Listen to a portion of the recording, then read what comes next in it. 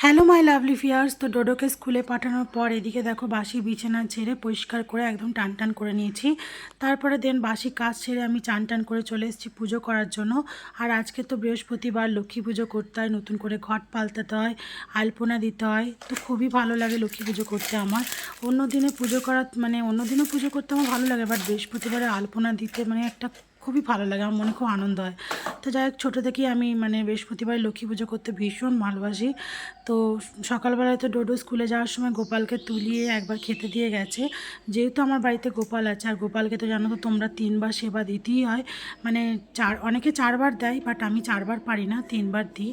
তো যাই হোক, দেখো সকালবেলায় গোপালকে ভোগ দেওয়ার পর এখন আরেকবার আমি ভোগ দিচ্ছি চান টান করে।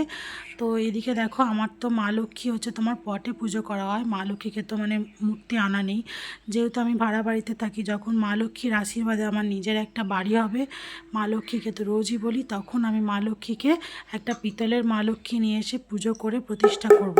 তো এটা আমার বহুদিনের ইচ্ছা, জানি না মা লক্ষ্মী কবে আমার এই ইচ্ছাটা পূরণ করবে।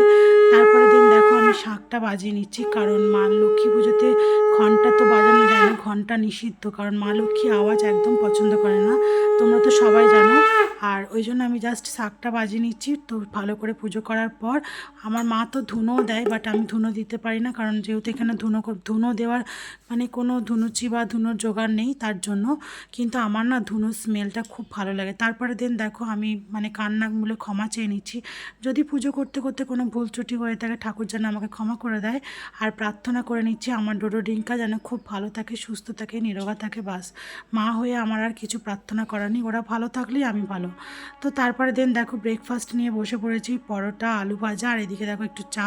আমার না মাথাটা খুব যন্ত্রণা করছে দুদিন ধরে, তো চাটা না খেলেই নয়। তো তারপরে দিন দেখো ফ্যানের তলায় বসে পড়েছি একটু চুলটা শুকানোর জন্য, কারণ আজকে তো লক্ষ্মীবার, মাথায় চান করে পুজো করেছি, তো চুলটা প্রচণ্ড ভিজে, আর বাইরের ওয়েদারটাও খুব খারাপ, আজকে মেঘলা ওয়েদার। তো চুলটা না শুকালে না আরও যন্ত্রণা করবে, যেহেতু আমার সাইনাসের প্রবলেম আছে, তোমরা তো সবাই জানো। তো তারপরে দিন দেখো রান্নাঘরে চলে এসেছি, আর রান্নাঘরে কিন্তু আজকে খুবই সিম্পল রান্নাবান্না করছি। ভাতটা হয়ে গেছে, ভাতে একটু আলু সেদ্ধ দিয়েছিলাম। আর এইদিকে দেখো পোস্ত বেটে নিয়েছি, পেঁয়াজটা লাল লাল করে ভেজে নিচ্ছি। এটা তোমার করব পেঁয়াজ পোস্ত। আর আলু ভাতে মাখানোর জন্য জিরে লঙ্কা ভেজে নিয়েছি, আর কালকেকার তো তরকারি আছেই।